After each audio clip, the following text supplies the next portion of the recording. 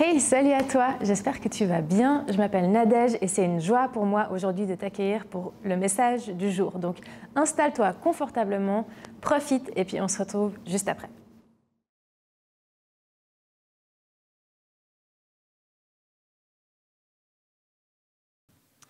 Trop bien. Vous allez bien?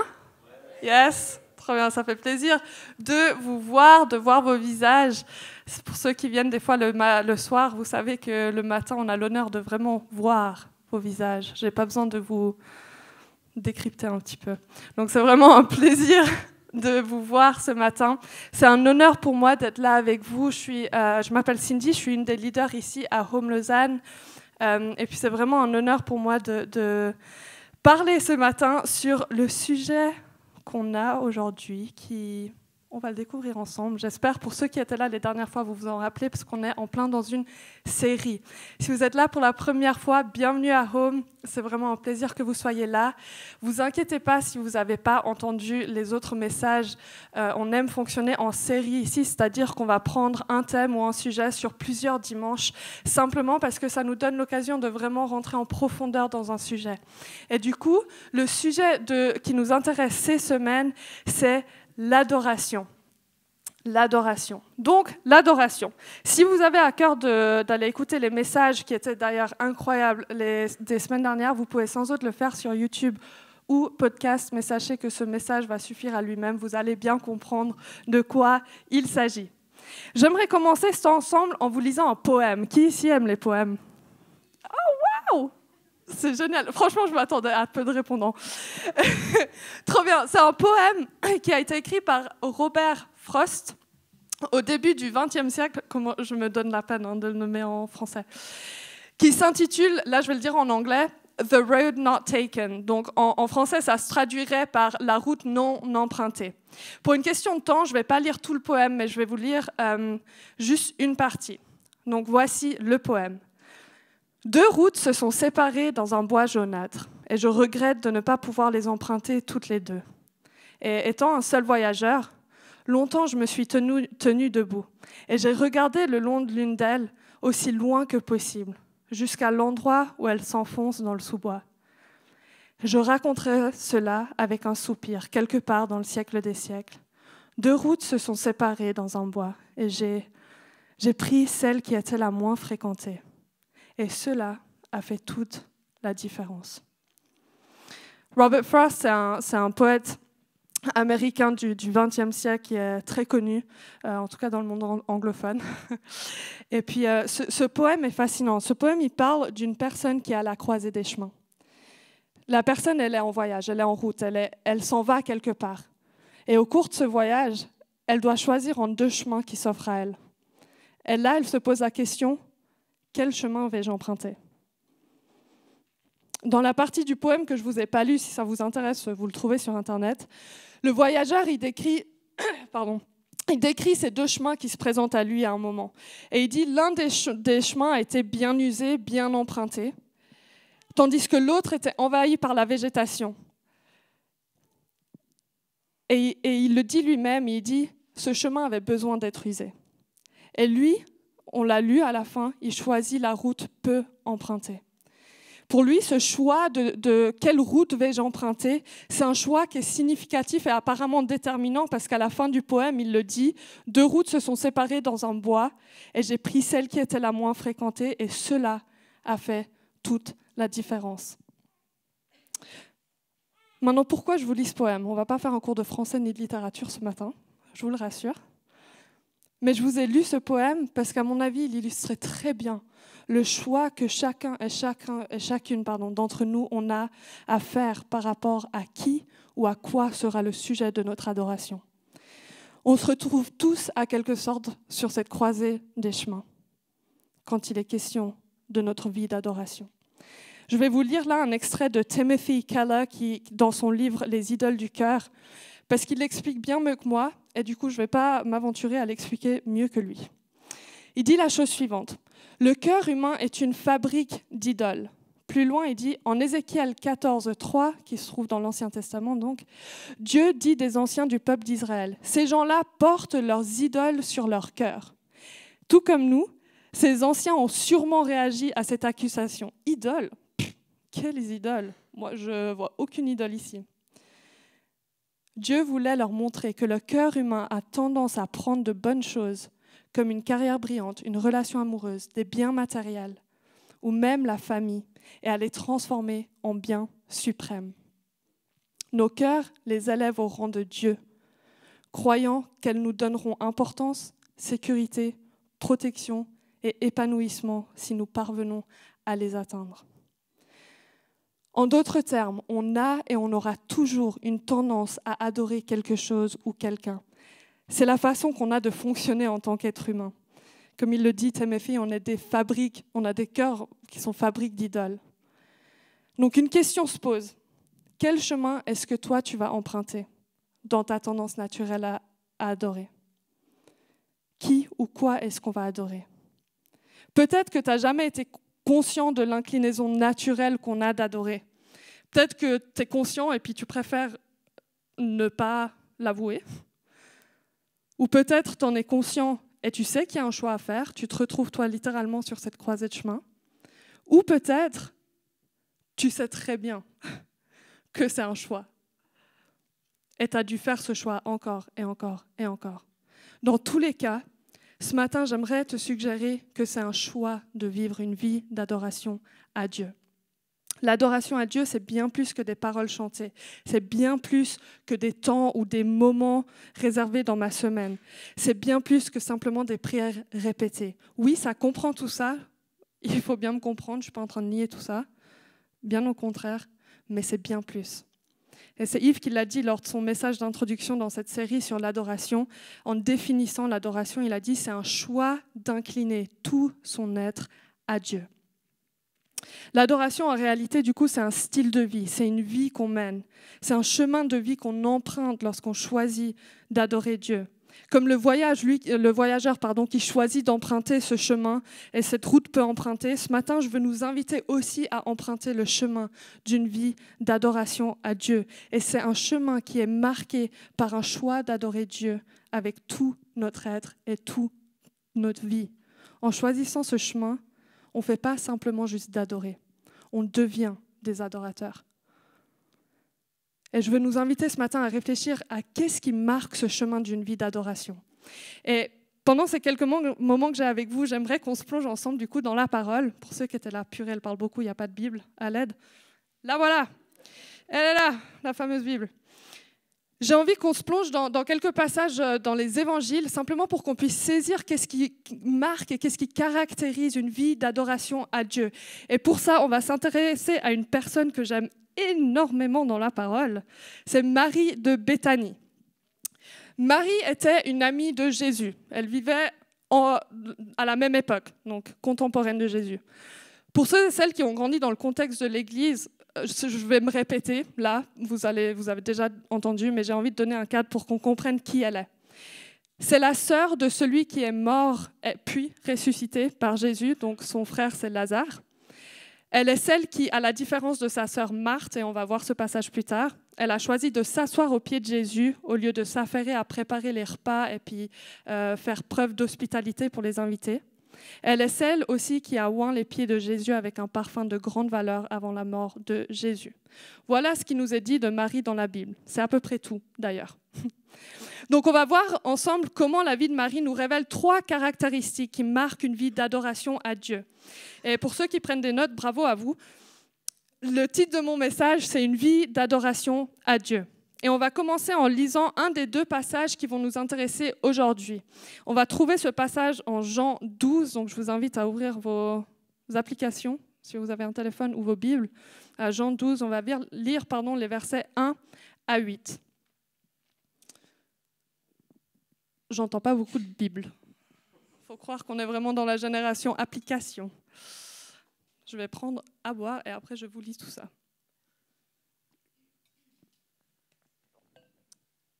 Donc, Jean 12, les versets 1 à 8. Voilà ce qui nous est dit. 6 jours avant la Pâque, Jésus vint à Béthanie, d'où le fait qu'elle s'appelle Marie de Béthanie, si jamais, où était Lazare qu'il avait réveillé d'entre les morts. Là, on donna un dîner pour lui. Marthe servait et Lazare était l'un d'eux qui était à table avec lui. Marie donc prit une livre d'un parfum de nard pur de grand prix, en répandit sur les pieds de Jésus et lui essuya les pieds avec ses cheveux. La maison fut remplie de l'odeur du parfum. Un de ses disciples, Judas Iscariote, celui qui allait le livrer, dit alors « Pourquoi n'a-t-on pas vendu ce parfum 300 deniers pour les donner aux pauvres ?» Il disait cela non parce qu'il avait le souci des pauvres, mais parce qu'il était voleur et que, tenant la bourse, il prenait ce qu'on y mettait. Mais Jésus dit « Laisse-la garder cela pour le jour de mon ensevelissement. Les pauvres, en effet, vous les avez toujours avec vous, mais moi, vous ne m'avez pas toujours. » Un passage fascinant qu'on vient de lire.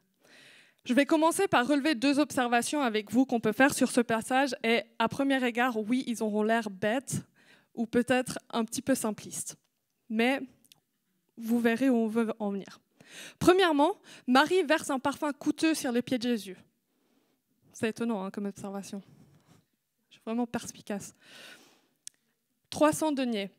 Alors certes, si aujourd'hui je vous dis que Marie, elle a versé 300 deniers un parfum de 300 deniers sur les pieds de Jésus, ça ne nous dit pas grand-chose. Mais pour vous donner un ordre d'idée, à l'époque de Jésus, le salaire moyen d'un ouvrier était d'1 denier par jour. Donc en gros, Marie est en train de verser ton salaire d'une année sur les pieds de Jésus.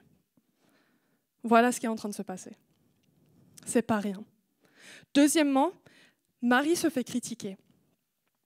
Les disciples qui ont suivi Jésus là pendant 3 ans, jour et nuit, la critiquent. En l'occurrence, là, c'est Judas qui fait une remarque en disant qu'il aurait été beaucoup plus sage de quand même vendre ce parfum et de donner aux pauvres et d'en se mettre dans la poche aussi.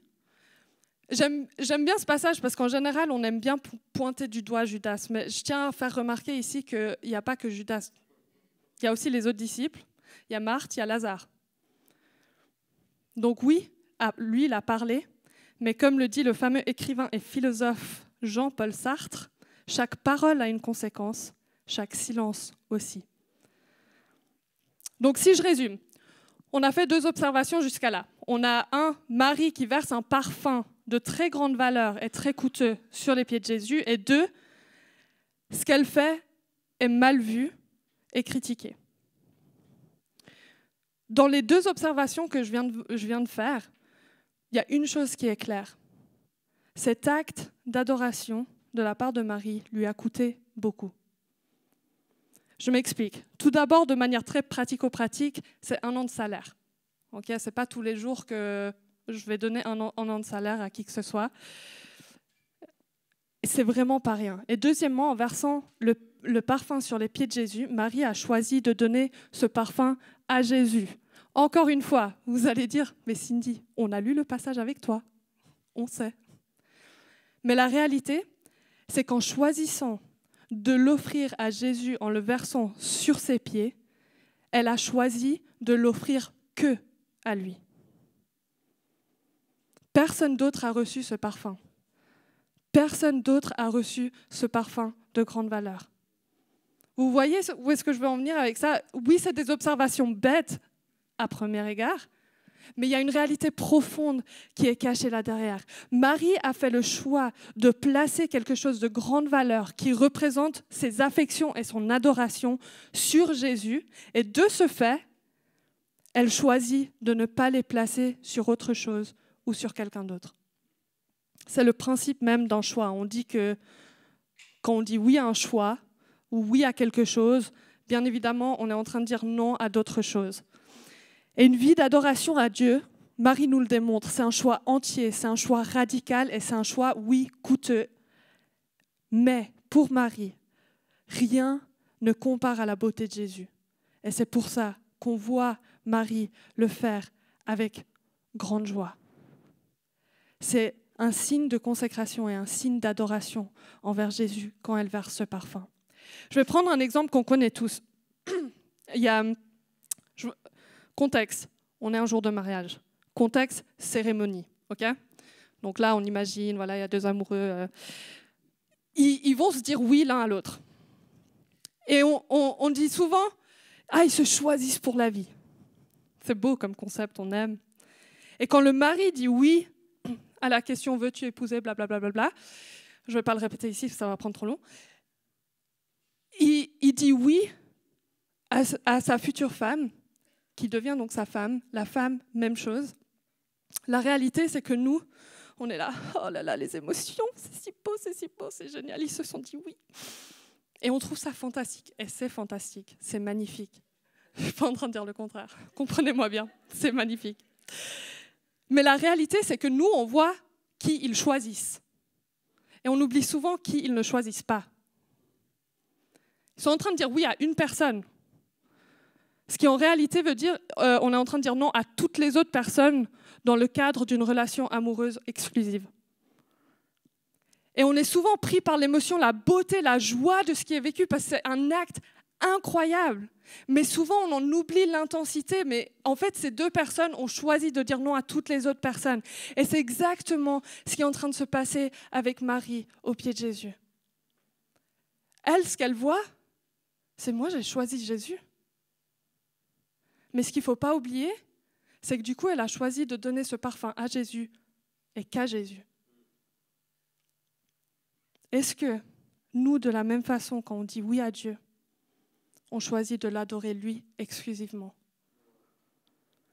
C'est une adoration qui, avec tout notre être entier, on choisit de lui donner notre adoration vraiment de manière exclusive. Ce n'est pas une adoration qui est partagée avec d'autres dieux ou d'autres idoles, si je reprends le terme de Timothy Keller.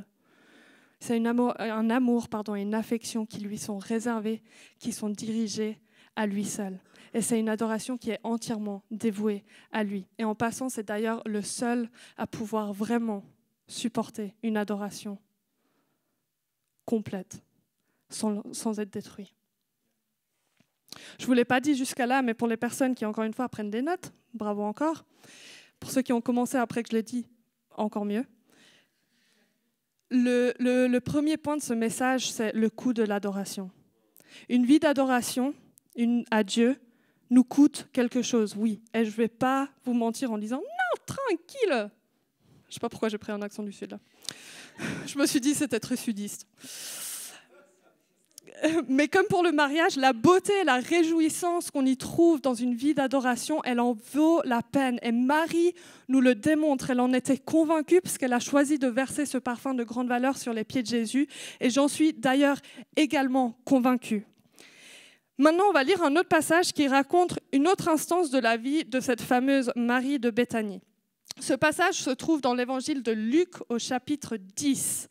Donc je vous invite aussi à tourner vos pages, si vous en avez, à Luc 10, 39, 42.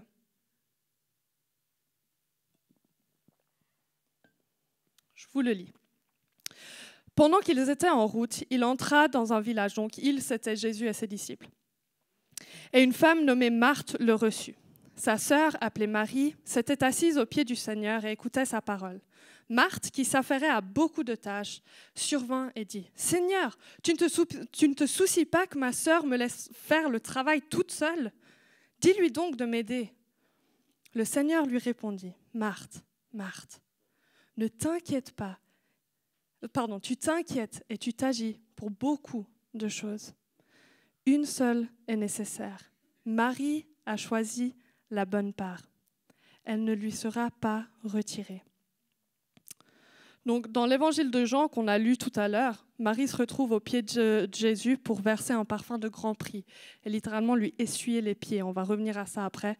Lui essuyer les pieds avec ses cheveux. Quand même intéressant. Dans l'évangile de Luc, elle se retrouve encore une fois au pied de Jésus, mais cette fois-ci, c'est pour recevoir quelque chose.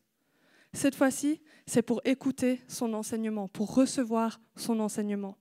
Il faut comprendre qu'à l'époque de Jésus, c'était assez classique des disciples de se placer au pied de leur maître.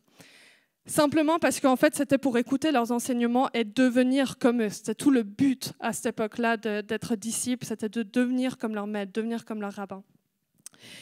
Et là, s'asseoir au pied du coup de leur rabbin ou de leur maître, c'était un signe de dire « je suis disciple de cette personne-là ». Marie ici se positionne du coup en tant que disciple, qui à cette époque-là en passant, était quand même assez intense pour une femme de le faire. Mais j'aimerais maintenant vous poser une question pour vous faire réfléchir, encore une fois, à sens d'observation, sur les quelques versets qu'on vient de dire. Qui est-ce qu'on entend parler dans ce passage? On entend Marthe. Encore d'autres réponses? Jésus. Et il y a une autre personne, c'est le narrateur. Petite feinte. Luc. Il y en a 3. On a Luc qui nous raconte l'histoire. On a Marthe qui vient demander à Jésus s'il veut bien quand même lui demander à sa sœur là, de venir travailler avec elle, qui était d'ailleurs la place des femmes à cette époque-là. C'était quelque chose hautement culturel. Et finalement, on a Jésus qui répond à Marthe. Donc, je récapitule, on a Luc, Marthe et Jésus. On n'a pas Marie.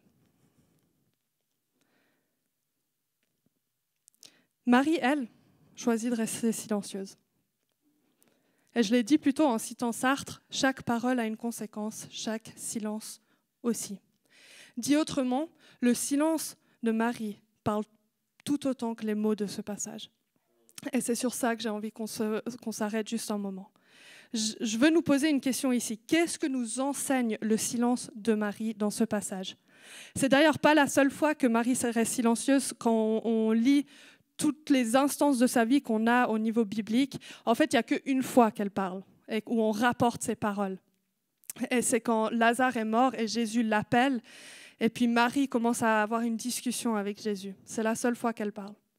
Sinon, tout le reste du temps, on a Marie qui est comme un personnage, mais sans parole, sans voix. Elle reste silencieuse. Et ce silence-là parle. C'est un silence qui révèle le cœur d'adorateur. Pour comprendre la puissance de ce silence, il faut qu'on saisisse du coup sa posture. Elle est littéralement, genre, je vais m'abaisser, je vais le faire pour vous. Hein. Elle est comme ça. Alors, je ne sais pas s'ils avaient des jambes croisées ou quoi. Mais elle était devant Jésus, abaissée, sur le sol, sans parler. Elle écoute d'ailleurs attentivement. Et dans certaines traductions, ils traduisent les paroles de Jésus au verset 42 de la façon suivante. Ils disent « Marie a découvert la chose la plus importante en choisissant de s'asseoir à mes pieds. Elle n'est pas distraite. Et je ne vais pas lui ôter ce privilège. » Mais juste ça, moi j'en peux plus. Je vous dis, ce message, il m'a tellement travaillé, dans le bon sens du terme. Et le fait qu'elle n'est pas distraite, Jésus ne veut pas lui ôter ce privilège. J'aime le dire de cette façon-là. Marie choisit de préférer les paroles de Jésus aux siennes. À notre époque, ça, compliqué. On aime bien parler, on aime bien nos opinions, on aime bien nos convictions. Laisser quelqu'un parler avant nous, laisser quelqu'un avoir la place de parole dans notre vie, ou quelqu'un qu'on va choisir d'écouter, aujourd'hui, c'est quand même tendu. Mais là, elle choisit de donner une autre chose qu'elle a de plus précieux, sa voix, sa parole, pour celui qu'elle estime être le plus précieux, qui est Jésus. Elle a choisi le silence pour écouter Jésus attentivement. Elle choisit de préférer les paroles de Jésus aux siennes. Je vais m'expliquer. Est-ce que, ça vous connaissez? Ceux qui ont des enfants, vous êtes là. Merci Seigneur pour cet outil. Ceux qui sont profs, j'imagine aussi. Ceux qui sont tatas comme moi aussi. Quand il y a la 4 ou 5 qui commence à bouger dans tous les sens, ça aide. Mais j'aime trop ce mouvement. Parce qu'en fait, il est en train d'enseigner quelque chose. Ce n'est pas juste quelque chose qu'on veut pour faire taire les enfants. C'est en fait, on essaye d'enseigner quelque chose par rapport à l'écoute. Parce que souvent, c'est que tout le monde est en train de parler quand en fait, tout le monde ne devrait pas parler. On essaye avec succès ou non de recentrer l'attention sur ce qui est important. Des fois, ça marche, des fois, ça ne marche pas. On l'avoue. Et on essaye de revenir à un silence qui permet de se focaliser sur ce qui est important. Et c'est d'ailleurs souvent ce qu'on dit. Hein. C'est important d'écouter les autres. Ça leur montre qu'on les aime, qu'on les valorise. C'est une façon qu'on a de valoriser et d'honorer la personne en écoutant. C'est une façon, en gros, de l'aimer. En d'autres termes, écouter, c'est un signe qu'on choisit de valoriser et d'aimer et d'honorer quelqu'un. Et cette réalité, elle s'applique exactement de la même façon dans notre vie d'adoration à Dieu. Et si nous aussi, on commençait juste comme Marie à préférer les paroles de Jésus aux nôtres? Ce n'est pas un silence qui est désintéressé, ce n'est pas un silence qui est passif ou même passif-agressif. C'est un silence qui écoute, c'est un silence qui honore, c'est un silence qui devient une adoration. C'est un silence qui littéralement est en train de crier à Dieu, prends la première place, tu es créateur, je suis créature. C'est ça qu'on est en train de dire avec notre silence. C'est un silence qui se vit à genoux parce qu'on reconnaît que lui est créateur. Et c'est un silence qui se vit littéralement devant Jésus parce qu'en fait c'est dans le cadre d'une relation avec lui. On n'est pas juste dans le silence pour se vider, on est dans le silence pour être rempli par ses paroles parce que lui est en train de dire du monde, de nous, des autres. Voilà la posture que nous démontre Marie, une vie à genoux devant Jésus. C'est ça la posture d'un adorateur, c'est sur les genoux et là dans le silence qui préfère d'abord écouter et entendre la voix de Dieu plus que la sienne. J'ai intitulé ce deuxième point la posture d'adoration parce que l'adoration, ce n'est pas juste une séquence d'actions.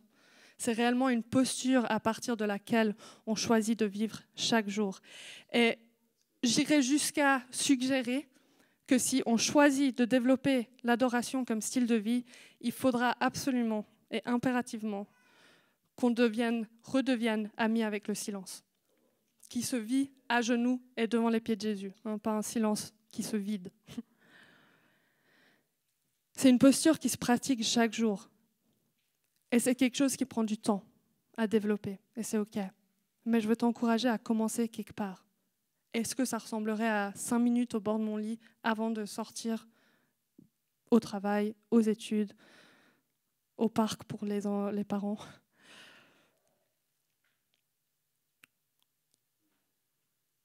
Choisir le silence comme acte d'adoration.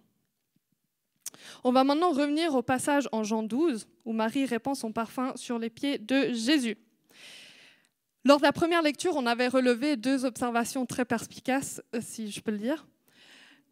Et j'aimerais qu'on relise ce passage. Et je vais relever là une 3e observation. Vous en avez marre de mes observations? Ça va? Okay. C'est des bonnes observations, ça va? Trop bien.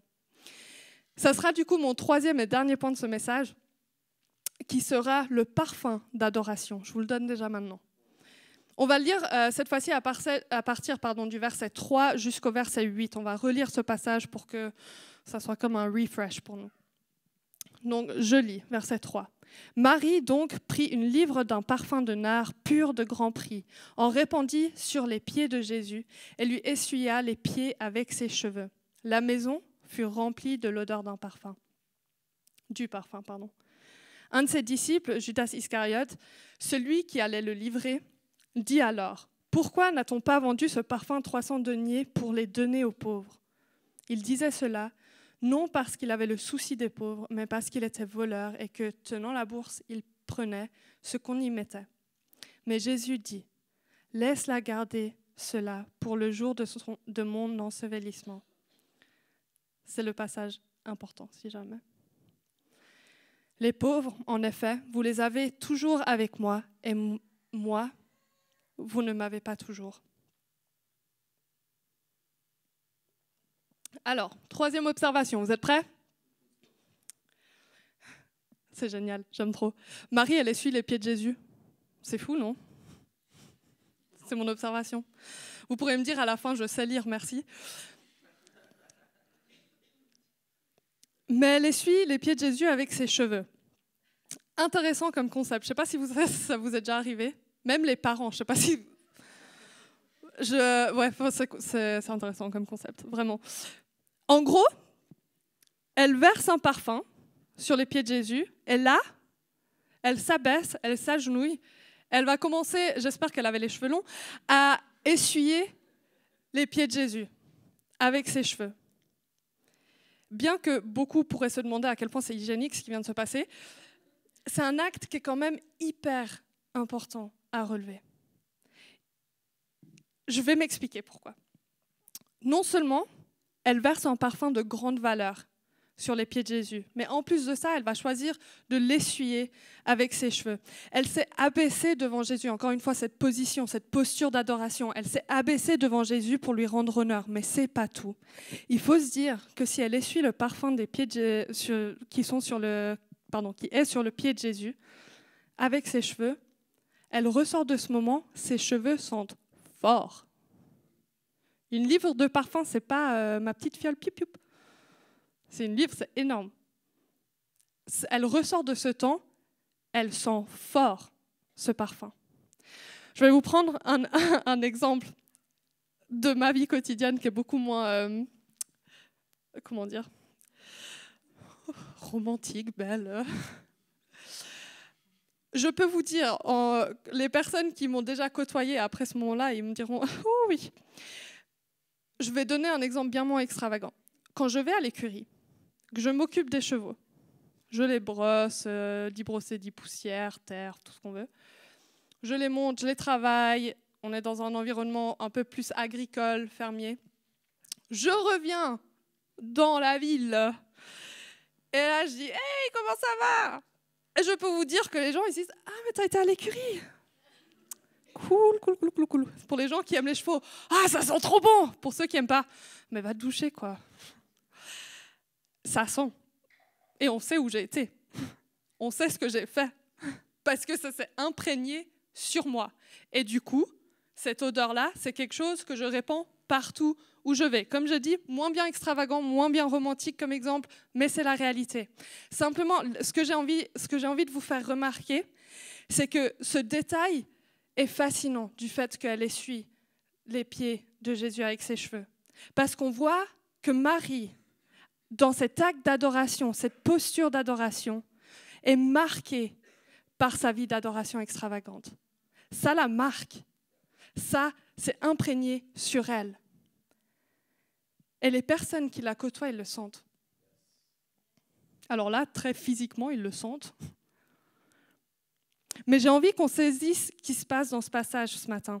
C'est vraiment crucial, et je vais le dire comme ça. Une vie d'adoration à Dieu nous imprègne. Et elle dégage une odeur, et c'est celle de Christ. Tout comme le parfum d'adoration que Marie a versé sur les pieds de Jésus l'a imprégné, et en plus de ça, elle le répand. Et non seulement cette vie d'adoration, elle nous imprègne, elle dégage une odeur de Christ, mais en plus de ça, la vie de Marie nous montre que la vie d'adoration nous propulse dans la participation de la mission à Dieu. Je m'explique parce que ça peut être un petit peu conceptuel, là, ce que j'ai dit. En versant le parfum sur les pieds de Jésus, Jésus, lui, il dit que Marie le prépare pour son ensevelissement. Dans le contexte aujourd'hui chrétien qu'on a, on sait que en fait, la mort et la résurrection de Jésus, c'est la base de toute foi qu'on a. On est d'accord jusqu'à là? Que vous y croyez ou pas, c'est votre choix. Mais la réalité de la tradition chrétienne, c'est qu'en fait, s'il n'y a pas de mort et résurrection de Christ, en fait, en anglais, on dit c'est un hoax. C'est nul, en fait, comme bonne nouvelle, parce qu'il n'y a rien qui tient. Donc, la base de la mission de Christ, de pourquoi il est venu sur terre, pour nous laver de nos péchés, nous sauver, réconcilier la relation entre l'homme à Dieu, c'était en fait l'œuvre de la croix. Et là, ce que Jésus est en train de dire, c'est en fait, Marie, elle participe à ça, parce qu'elle est en train de me préparer. On lit ça des fois comme ça, oh intéressant, le petit commentaire de Jésus. Et d'ailleurs, des fois, on trouve ça un peu déplacé, on est hors contexte, le gars.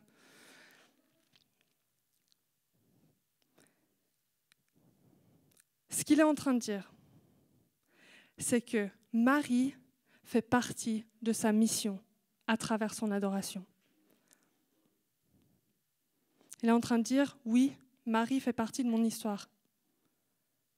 Sa vie d'adoration l'inclut dans la participation de ma mission.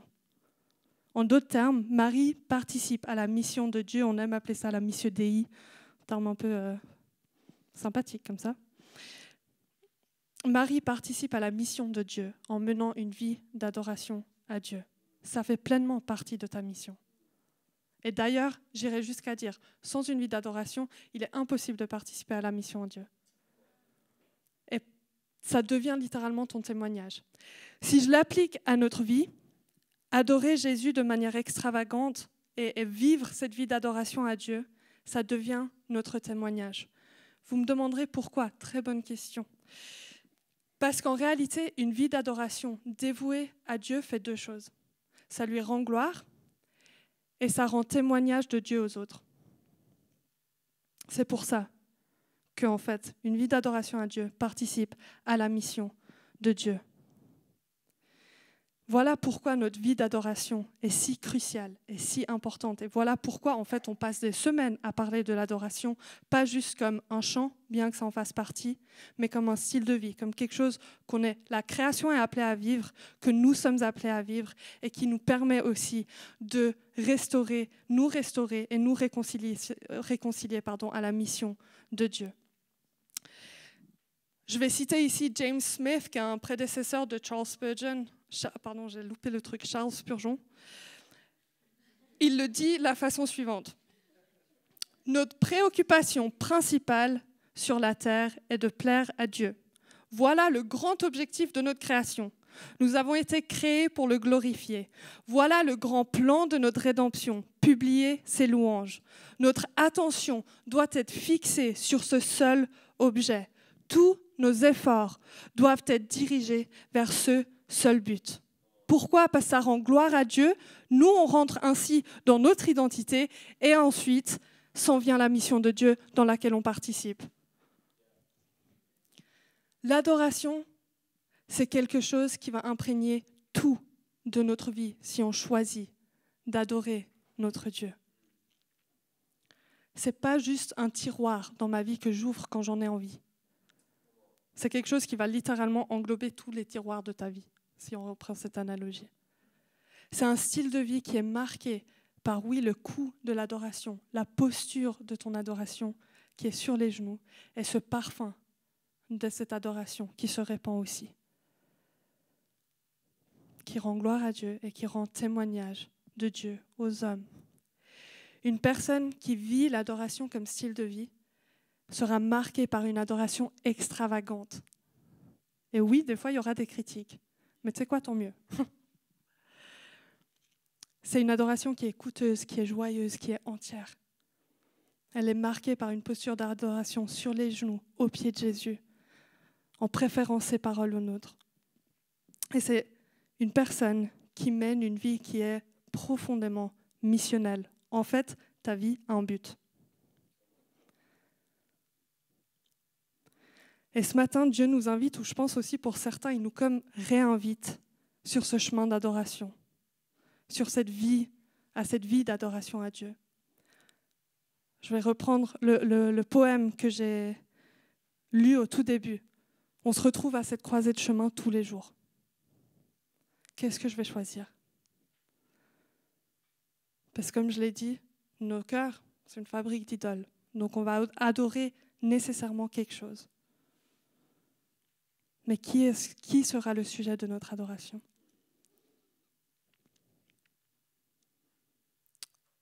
Une vie d'adoration. Pour Marie, ça a ressemblé à s'asseoir aux pieds de Jésus, à écouter attentivement. Ça ressemblait à lui offrir une adoration coûteuse et précieuse, comme signe de consécration à lui. Et aujourd'hui, je vous demande à quoi est-ce que ça va ressembler pour vous? Qu'est-ce qui va marquer ce chemin d'une vie d'adoration à Dieu? Peut-être pour certains, vous êtes là, en fait, j'ai jamais fait ce choix, donc voilà. Mais la réalité, c'est que chaque jour, à chaque moment, on a ce choix. Et pour ceux qui se disent, en fait, Dieu, c'est pas pour moi, je vous encourage à vous poser la question, ok, mais du coup, qu'est-ce qui est pour toi? Qu'est-ce que tu vas adorer? Et si c'est un sujet sur lequel vous bataillez, que vous avez envie de parler, on est là aussi pour ça. On aime parler de ce genre de choses, même si on n'est littéralement pas d'accord, et c'est ok. Mais je vous invite à vraiment mener une réflexion à ce niveau-là. Donc avant de conclure en priant, je vais vous donner 3 questions à vous poser, et je vais inviter l'équipe Louange à me rejoindre. Le but de ces questions, c'est qu'on ne reparte pas en se disant « Ah, bah, c'était bien chouette, je me suis bien amusée ce matin ». C'est dire, en fait, à chaque moment qu'on se rencontre ici, il faut réaliser qu'il y a un potentiel de transformation. Mais ça, c'est à vous de choisir si vous le voulez ou pas. Et ces questions-là, pour moi, ce n'est pas moi qui fais le travail pour vous, c'est moi qui vous donne comme l'espace pour inviter Dieu et laisser Dieu agir dans votre vie. Donc voilà les 3 questions. Marie, elle a choisi de donner son adoration à Dieu. Cette adoration, oui, lui a coûté un parfum rare et précieux. Et c'est une adoration extravagante qui était un signe de consécration et d'adoration. À qui est-ce que toi, tu choisis de donner ton adoration? Et à quoi est-ce que ça ressemble de donner cette adoration extravagante à Dieu? Pour Marie, c'était très concret. C'était un parfum qu'elle a versé sur les pieds de Jésus. Et toi, qu'est-ce que c'est? On va parler maintenant de la posture d'adoration sur les genoux. À quoi est-ce que ça ressemble concrètement pour toi de vivre ta vie à partir de cette posture-là? Je vais le dire comme ça, les genoux de Marie ils témoignent quelque chose. Ils ont touché le sol. Il y a eu une marque. À quoi, qu'est-ce qui dans ta vie, toi, témoigne de cette adoration, cette posture d'adoration? Et finalement, le parfum d'adoration. Une vie d'adoration répand un parfum qui a l'odeur de Christ. La première question que j'ai, est-ce que tu connais le parfum de Christ? Est-ce que tu le connais? Et la deuxième question, c'est à quoi est-ce que ça ressemble de répandre ce parfum dans ta vie comme adoration à Dieu, pas comme obligation? Je vous invite à vous lever, on va prendre un temps de prière. Et ensuite, on prendra un temps de louange où vraiment je vous invite à, pour ceux qui le désirent, louer avec tout ce que vous avez, parce qu'ils le méritent. Que ce matin, vous puissiez expérimenter cette adoration extravagante, parce qu'ils le méritent. Seigneur, je te remercie pour ta parole, je te remercie pour l'exemple qui nous est donné à travers cette parole. Je te remercie que tu es un Dieu qui est relationnel, Seigneur. Dans tous les passages qu'on a lus, Marie était avec toi. Ce n'était pas juste elle avec un Dieu créateur lointain. Et je prie que ce matin, cette réalité soit présente, que tu sois un Dieu proche, un Dieu qui rejoint, un Dieu qui écoute, qui entend, mais aussi un Dieu qui parle et que nous, on peut entendre. Je prie, Seigneur, pour notre vie d'adoration en tant qu'Église, mais aussi en tant que chaque personne ici, Seigneur, qu'on puisse vivre une adoration, une vie d'adoration à Dieu qui est extravagante, qui répand un bon parfum, un parfum d'espoir, un parfum de paix, un parfum de joie, un parfum d'amour. Fais de nous des adorateurs. Seigneur, on ne veut pas juste vivre l'adoration comme une séquence d'actions, on veut le vivre comme un style de vie. Fais de nous des adorateurs, entiers, dévoués, complètement donnés à toi. Fais ton œuvre aujourd'hui, Seigneur, dans les cœurs, dans nos vies, dans cette ville. Que ton nom soit élevé au-dessus de toute autre chose. En ton nom, je prie. Amen. Trop bien, merci d'avoir été avec nous. J'espère vraiment que ce message, il t'a parlé, il t'a encouragé ou il t'a donné soif d'aller plus loin. En tout cas, n'hésite pas, sur notre chaîne YouTube, il y a tout un tas d'autres séries, d'autres thématiques qui sont là pour te servir, qui sont des ressources hyper utiles pour toi. Et puis moi, je te dis à une prochaine.